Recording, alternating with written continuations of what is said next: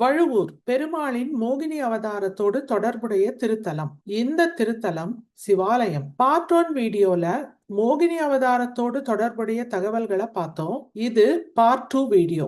இந்த வீடியோல சிவபெருமானோடு தொடர்புடைய எல்லா தகவல்களையும் பார்க்க போறோம். குறிப்பா கஜ சம்ஹார மூர்த்தி இந்த தலத்துல சிறப்பு, அவரை பத்தி பார்க்க போறோம். வீரட்டேசுவரர் திருக்கோவில், வழுவூர், நாகப்பட்டினம் மாவட்டம். பலருக்கும் தெரியாத பல தகவல்கள் இந்த காணொலியில இருக்கு. அதனால காணொலியை ஸ்கிப் பண்ணாம கடைசி வரைக்கும் பாருங்க. இந்த பார்ட் 2 காணொலியில என்னெல்லாம் பார்க்க போறோங்கிற தகவலை சுருக்கமா சொல்லிடுறேன். அதுக்கப்புறம் ஒவ்வொரு தகவலையும் விரிவா பார்க்கலாம். கஜ சம்ஹார மூர்த்தி சிவபெருமானின் திருக்கோலங்களில் ஒன்று. இந்த தலத்துல இந்த மூர்த்தி தான் சிறப்பு. ஏன்? இந்த தலம் சனீஸ்வரரின் பாவத்தை நீக்கிய தலம். அந்த தகவல் என்ன? மற்ற தலங்களிலிருந்து இந்த தலம் மாறுபட்டு இருக்கு. நந்தி தேவருக்கும் சிவபெருமானுக்கும் இடையில தீர்த்தம் இருக்கு. எதனால இப்படி? சப்த கன்னிகளில் ஒருவரான வாராகி வழிபட்ட திருத்தலம். இந்த கோவிலுக்கு இன்னும் நிறைய சிறப்புகள் இருக்கு. அது எல்லாத்தையும் சுருக்கமா பார்க்கலாம். கடைசியா அடுத்த வாரம் என்ன கோவில பார்க்க போறோங்கிற தகவலை சொல்ல போறேன். கஜ சம்ஹார மூர்த்தி. கண்டிப்பா இது தமிழ் வார்த்தை இல்ல. தமிழ் வார்த்தையையும் தெரிஞ்சுக்கதான் போறோம். கஜம் அப்படிங்கிறது யானைய குறிக்குது. சிவபெருமான் இந்த தலத்துல யானைய வதம் பண்ணியிருக்காரு. அதனாலதான் கஜ சம்ஹார மூர்த்தின்னு அவருக்கு பேரு. யானையை வதம் பண்ணின இந்த நிகழ்வும் மோகினி அவதாரத்தோடு தொடர்புடையது. 48,000 முனிவர்கள் மோகினியை பார்த்து மதிமயங்கி போனாங்க அப்படிங்கறத பார்ட் 1 வீடியோலயே பார்த்தோம். அது மட்டும் இல்லாம பிச்சாடனராக வந்த சிவபெருமான் மோகினியோடு இணைந்து ஐயப்பனை பெற்றெடுக்கிறாங்க. இதை பார்த்த முனிவர்களுக்கு ஆத்திரம் வருது. மோகினியாக வந்தது பெருமாள், பிச்சாடனராக வந்தது சிவபெருமான். ஆனா ஆணவத்தில் இருந்த முனிவர்களுக்கு இது தெரியறதில்ல. மோகினியின் அழகால் ஈர்க்கப்பட்டவங்க பிச்சாடனருக்கும் மோகினிக்கும் குழந்தை ஒண்ணு பிறந்திருக்கு அப்படின்னு தெரிஞ்ச உடனே ஆத்திரம் அடையறாங்க. ஆத்திரம் அடையறதோட நிக்கிறது இல்ல. இந்த முனிவர்கள் எல்லாருமே தவம், வேள்வி எல்லாத்திலையும் சிறந்தவர்கள். அதனால ஆத்திரத்தால் அறிவிழந்து சிவபெருமான், அதாவது பிச்சாடனர் மீது பலவற்றை ஏவி விடுறாங்க. எதையெல்லாம் ஏவி விடுறாங்க? நெருப்பு, அக்னி, புலி, மான், மழு, பாம்பு, முயலகன். பிச்சாடனார் என்ன பண்றாரு? இதை எல்லாத்தையும் தன்வசமா மாத்திக்கிறாரு. அப்பவும் முனிவர்களுக்கு புரியறதில்ல வந்திருக்கிறது சிவபெருமான் அப்படின்னு. அடுத்ததா யானை, அதுவும் மதம் கொண்ட யானையை ஏவி விடுறாங்க. சிவபெருமானுக்கும் மதம் கொண்ட யானைக்கும் போர் முழுது. போர்ல சிவபெருமான் யானையுடைய வயிற்றுக்குள்ள போறார். அண்டமே இருளுது. பார்வதி தேவி அச்சப்படுறாங்க. அந்த சமயத்துல யானையுடைய உடலை கிழித்து யானை தலை மீது பாதத்தை வைத்து சிவபெருமான் வெளிப்படுறார். சிவபெருமானுடைய இந்த தோற்றம் தான் கஜ சம்ஹார மூர்த்தி. ஒரு பாதத்தை யானையோட தலை மீது வைத்து மறு பாதத்தை உள்ளங்கால் தெரியற மாதிரி தூக்கி இருப்பாரு. ஆக கஜ சம்ஹார மூர்த்தியில மட்டும்தான் சிவபெருமானுடைய உள் பாதத்தை பார்க்க முடியும். இந்த திருத்தலத்துல இது சிறப்பு. கஜசம்ஹார மூர்த்தி யானையுடைய வயிற்றை கிழித்து வெளிப்படுறதுனால தன்னுடைய இரு கரங்களிலும் யானையுடைய கால் பகுதியை பிடிச்சிருக்கிற மாதிரி தான் சிலை இருக்கும். இது மிக மிக அபூர்வமான அதிசய சிலை. திருக்கோவில்ல இந்த சிலை இருக்கிற இடம் ஞான சபை அப்படின்னு அறியப்படுது. பஞ்சலோக சிலை. இந்த ஞான சபையில பக்கத்துல பார்வதியும் இருப்பாங்க. பொதுவா எல்லா சிவாலயங்களிலும் நடராஜரும் சிவகாமியும் தனி சந்நிதியில இருப்பாங்க. இந்த சந்நிதிகள்ல சிவகாமி பக்தர்களை பார்த்திருக்க மாதிரிதான் சிலை இருக்கும். ஆனா இந்த ஞான சபையில பார்வதி தேவி பக்தர்களை பார்த்த மாதிரி இல்லாம கொஞ்சம் தலைய திருப்பி கஜசம்ஹார மூர்த்தியை பார்த்த மாதிரி இருக்கும். இதுவும் சிறப்பு. ஞான சபை தவிர திருக்கோவிலுடைய கோபுரத்திலையும், அதாவது ஓங்கு நுழைவாயிலையும் கஜசம்ஹார மூர்த்தியுடைய சிற்பம் இருக்கு. இது சுதை சிற்பம். இந்த சிற்பத்துல கஜசம்ஹார மூர்த்தி ஞான சபையில இருக்கிற மாதிரி தான் இருக்காரு அப்படின்னாலும் பக்கத்துல இருக்க உமையவளுடைய சிலை கொஞ்சம் மாறுபட்டு இருக்கும். அதாவது யானையின் உடலை கிழித்து கொண்டு கஜசம்ஹார மூர்த்தி வெளியில வரத பார்த்து அச்சப்பட்டு முகத்தை வேறு திசைக்கு திருப்பிக் கொள்கின்ற கோலத்துலதான் பார்வதி தேவி அதாவது உமையவள் காட்சி கொடுக்கறாங்க.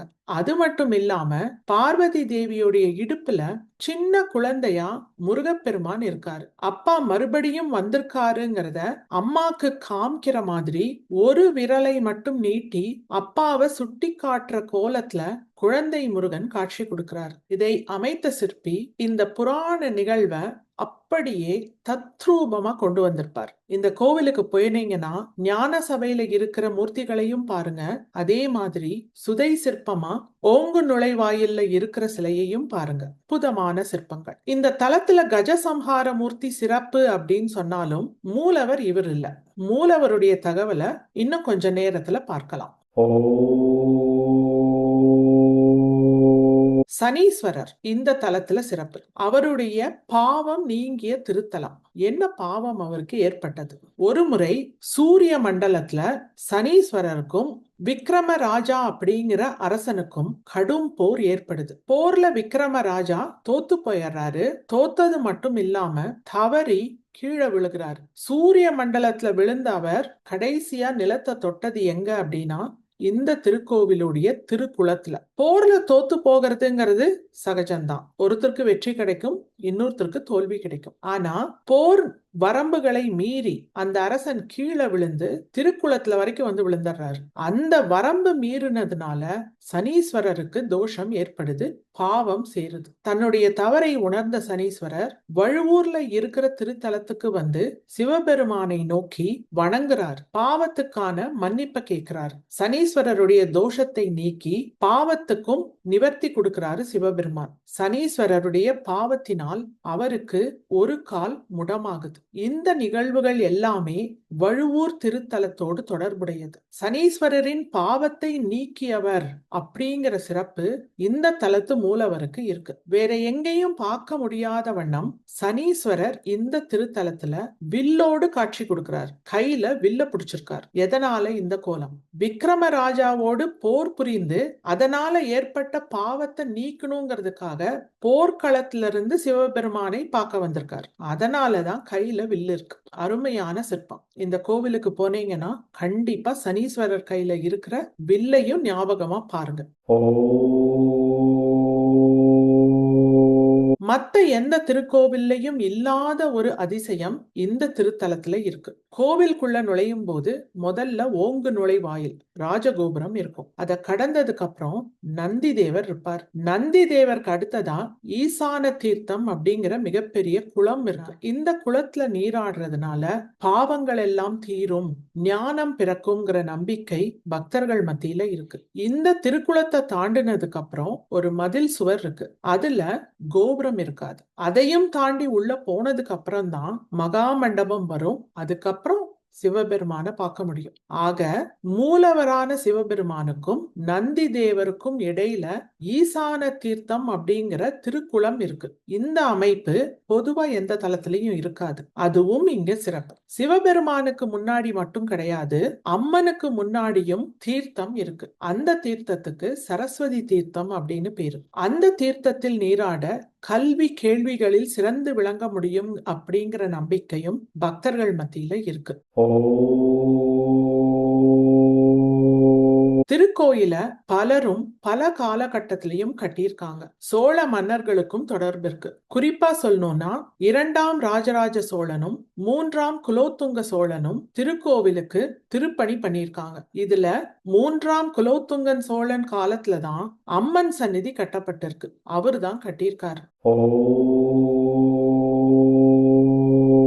அது என்ன சூரிய மண்டலம்? நம்ம புராணங்கள்ல இது பத்தின குறிப்பு என்ன இருக்குங்கிறதையும் சுருக்கமா தெரிஞ்சுக்கலாம். சூரிய மண்டலம் சூரிய தேவர் வாழும் தலம். இந்த சூரிய மண்டலம் பூமியிலிருந்து மற்ற உலகங்களை பிரிக்குது அப்படின்னு நம்ம புராணங்கள்ல குறிப்பு இருக்குது. இப்ப சயின்ஸ்க்கு வரலாம். சயின்ஸ்லயும் சோலார் சிஸ்டம், சூரியன், அதை சுத்தி கோள்கள் இருக்கு. அந்த கோள்கள்ல ஒன்றுதான் பூமின்னு இப்ப இருக்கிற சயின்ஸ் சொல்லுது. இதுக்கு வெளியில யூனிவர்ஸ் இருக்கு. சூரிய குடும்பம் அண்ட வெளியில ஒரு பாகம், யூனிவர்ஸ்ங்கிறதுல ஒரு பாகம். கிட்டத்தட்ட நம்ம புராணம் சொல்றதும் இத ஒத்து வருது. பூமிய மற்ற உலகங்களிலிருந்து பிரிக்குது. அதுதான் அந்த சூரிய மண்டலம் அப்படின்ற குறிப்பு இருக்கு. அப்ப சோலார் சிஸ்டம், அதுக்கு வெளியிலையும் மற்ற உலகங்கள் இருக்கு. இத பத்தி தெரிஞ்சுக்கும் போது எனக்கு ரொம்ப ஆச்சரியமா தான் இருந்தது. அதனால இந்த தகவலை உங்க கூட பகிர்ந்துக்கணும் அப்படின்னு நினைச்சேன். நம்ம புராணங்கள்ல சொன்னதையும் இப்ப இருக்க சயின்ஸ் சொல்றதையும் நீங்க எப்படி பாக்குறீங்க? கமெண்ட்ஸ்ல சொல்லுங்க. சிதம்பர ரகசியம் நம்ம எல்லாருக்குமே தெரிஞ்சதுதான். அதே மாதிரி இந்த தலத்திலையும் ஒரு ரகசியம் இருக்கு. அதுவும் கஜசம்ஹார மூர்த்தி இருக்கிற ஞான சபையில தான் அந்த ரகசியம் இருக்கு. ஆக இது வழுவூர் ரகசியம். இந்த ரகசியம் என்ன? கஜசம்ஹார மூர்த்தி இருக்கிற ஞான சபையில அவருடைய சிலைக்கு பின்னாடி யந்திர பிரதிஷ்டை இருக்கு. இது ரகசியமா இருக்கு. இந்த யந்திர பிரதிஷ்டை ஞானத்தை வழங்க வல்லது. அதுதான் இந்த தலத்துல இருக்கிற ரகசியம். கஜசம்ஹார மூர்த்திக்கு மோகினியோடு தொடர்புடைய தலவரலாறும் இருக்கு. அதை தவிர கஜாசுரன் அப்படிங்கிற அசுரனை வதைத்த தலவரலாறும் இருக்கு. அந்த தகவலையும் தெரிஞ்சுக்கலாம். முன்ன ஒரு காலத்துல கஜாசுரன் அப்படிங்கிற ஒரு அசுரன் வாழ்ந்து வந்தான். அந்த கஜாசுரன் முனிவர்களுக்கும் மக்களுக்கும் நிறைய தொல்லைகளை கொடுக்கறான். அதனால எல்லாரும் சிவபெருமான வேண்டுறாங்க. கஜாசுரனை அழித்து மக்களுக்கும் முனிவர்களுக்கும் நிம்மதியை சிவபெருமான் கொடுக்கிறார். கஜாசுரனை அழித்த அந்த மூர்த்திக்கு தான் கஜசம்ஹார மூர்த்தி அப்படின்னு பேர். எது எப்படியோ கஜசம்ஹார மூர்த்தி அப்படிங்கிற இந்த பேர் தமிழ் சொல் இல்ல. தமிழ்ல சிவபெருமானின் இந்த வடிவத்துக்கு என்ன பெயர்? ஆனை உரித்த பாகன், ஆனை கொண்ட பாகன். ஆனை உரித்த பாகன் யானையை உரித்து வெளிப்பட்டார். பாகன்றது இங்க யானை பாகன் கிடையாது. யானையின் தோலை உரித்து வெளிப்பட்டாலும் அந்த யானையுடைய தோலை தன் மீது போர்த்திக்கிற மாதிரியான தோற்றத்துலதான் சிவபெருமான் இந்த தலத்துல காட்சி கொடுக்கிறார். ஆக யானையையும் தன்னுடைய பாகமாக மாற்றியவன். அதுதான் பாகன் அப்படிங்கிற சொல்லுக்கான பொருள். எவ்வளவு அழகா இருக்கு இல்லையா? ஆனை கொண்ட பாகன்றதுக்கும் அதே பொருள் தான். யானையை தன்னுள் கொண்ட பாகன், தனதாக்கி கொண்டவன். தமிழ் சொல் எப்படி இருக்கு? கமெண்ட்ஸ்ல சொல்லுங்க. ஈசான்ய தீர்த்தம், சரஸ்வதி தீர்த்தம் தவிர இந்த திருத்தலத்துக்கு பக்கத்துல 5 தீர்த்தங்கள் இருக்கு. இதுவும் சிறப்பு. சிவபெருமானின் அஷ்ட வீரட்ட தலங்கள் அப்படின்னா என்ன? சிவபெருமான் தன்னுடைய வீரத்தை வெளிப்படுத்திய தலங்களுக்கு அஷ்ட வீரட்ட தலங்கள்னு பேரு. அஷ்டம்ங்கிற வார்த்தையும் வடமொழி சொல் தான். அதற்கான பொருள் 8. ஆக 8 தலங்கள் இருக்கு. அந்த 8 தலங்கள்ல வழுவூரும் ஒன்று. இது 6வது திருத்தலம். இந்த தொகுப்பை பண்ணினவரு திருஞான சம்பந்தர். சப்த கன்னிகளில் ஒருவரான வாராகி அம்மன் சிவபெருமானை வணங்கிய திருத்தலம். எதுக்காக வணங்குனாங்கன்ற தகவல் சரியா தெரியல. உங்களுக்கு தெரிஞ்சிருந்ததுன்னா கமெண்ட்ஸ்ல சொல்லுங்க, எல்லாரும் தெரிஞ்சுக்கலாம். இந்த திருத்தலத்துடைய மற்ற சிறப்புகள் எல்லாத்தையும் பார்க்கலாம். மூலவர் சுயம்பு மூர்த்தி, லிங்க வடிவில் இருக்காரு. இதை தவிர கஜசம்ஹார மூர்த்தி இந்த தலத்துல சிறப்பு. அவரு ஞான சபையில இருக்காரு. மோகினி அவதாரத்தோடு தொடர்புடைய திருத்தலம். ஆக பிச்சாடனார் கோலத்திலையும் சிவபெருமான் இங்க வந்திருக்காரு. சிவபெருமானின் 3 திருக்கோலங்களோடு தொடர்புடைய திருத்தலம். அவ்வளவு சிறப்பு இருக்கு. இந்த திருத்தலம் தேவார வைப்புத்தலம். அதாவது தேவார பாடல்களை வைத்து இருந்த இடங்கள்ங்கிறது சிலது இருக்கு. அந்த தொகுப்புல இந்த கோவிலும் இருக்கு. இதே மாதிரியான தேவார வைப்பு தலங்கள் சிலத நாம முன்னமே பார்த்திருக்கோம். அந்த கோவில்களுடைய லிங்கையும் டிஸ்கிரிப்ஷன்ல கொடுக்கிறேன். கண்டிப்பா பாருங்க. மூலவர் அம்மன் தகவல்களை சுருக்கமா பார்த்தரலாம். மூலவர் வீரட்டேஸ்வரர், அஷ்ட வீரட்ட தலங்களில் ஒண்ணு அப்படிங்கிறதுனால சிவபெருமானுக்கு இங்க வீரட்டேஸ்வரர் அப்படிங்கிற திருநாமம் இருக்கு. வடமொழி சொல்ல கிருத்திவாசர் அப்படிங்கிறது தான் சிவபெருமானுடைய திருப்பெயர். அம்மனுடைய பெயர் இளங்கிளை நாயகி. கிருத நாயகி அப்படிங்கிறது தான் வடமொழி சொல். தலமரம் வன்னிமரம், தேவதாரு. தீர்த்தம் பாதாள கங்கை, ஈசான்ய தீர்த்தம், சரஸ்வதி தீர்த்தம். அதை தவிர இந்த திருத்தலத்துக்கு பக்கத்துல 5 தீர்த்தங்கள் இருக்கு. இந்த தலத்துடைய புராண பெயர் தாருகாவனம். இத பார்ட் 1 வீடியோலயே பார்த்தோம். இதுதான் மோகினி அவதாரத்தோடு தொடர்புடைய தகவல். அதை தவிர ஆதி காலத்துல இந்த ஊருக்கு வழுகூர் அப்படிங்கிற பேர் இருக்கு. இப்ப அது மருவி போய் வழுவூர் அப்படின்னு அறியப்படுது. எதனால இந்த பெயர்? பிரளய காலத்திலும் அழியாமல் வழுவி நிலைத்து நின்ற திருத்தலம். அதனாலதான் வழுகூர் அப்படின்னு பேரு. இந்த ஊருக்கு திருவழுகூர் அப்படிங்கிற பேரும் இருக்கு. நாகப்பட்டினம் மாவட்டத்துல இருக்கு. இந்த தலத்துடைய விநாயகருக்கு செல்வ விநாயகர் அப்படின்னு பேரு.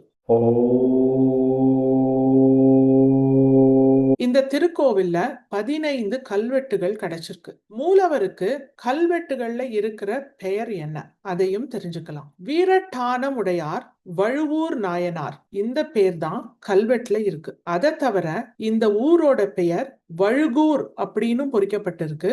திருவழுதூர் நாடு, அதாவது ஜெயம் கொண்ட சோழ மண்டலத்தின் ஒரு பாகம் அப்படிங்கிற தகவலும் கல்வெட்டுல இருக்கு. மதில் சுவர், கோபுரம் இது எல்லாத்தையும் அழகப்பெருமான் பிள்ளை அப்படிங்கிறவர் தான் கட்டியிருக்காருங்கிற தகவலும் கல்வெட்டுல இருக்கு. விஜயநகர மன்னனான வீர பொக்கண்ணமுடையார் 1324ஆம் ஆண்டு காவிரி வெள்ளத்தினால ஏற்பட்ட சேதத்திற்கு நிலங்களை தானமா கொடுத்திருக்காரு அப்படிங்கிற தகவலும் கல்வெட்டுல இருக்கு. எவ்வளவு சிறப்புமிக்க திருத்தலம் இல்லையா? இந்த கோவில் மயிலாடுதுறைக்கு மிக அருகில் இருக்கு. கூகுள் மேப் லிங்க் நான் டிஸ்கிரிப்ஷன்ல கொடுக்கிறேன், உங்களுக்கு உபயோகமா இருக்கும். மோகினி அவதாரத்தோடு தொடர்புடைய திருத்தலங்கள் எல்லாம் தெரிஞ்சுக்கிட்டோம். அடுத்ததா பெருமாளின் கூர்ம அவதாரத்தோடு தொடர்புடைய ஒரு திருத்தலத்தை பத்தி பார்க்கலாம். நம் தேடல் தொடரும். அதுவரை இணைந்திருங்கள்.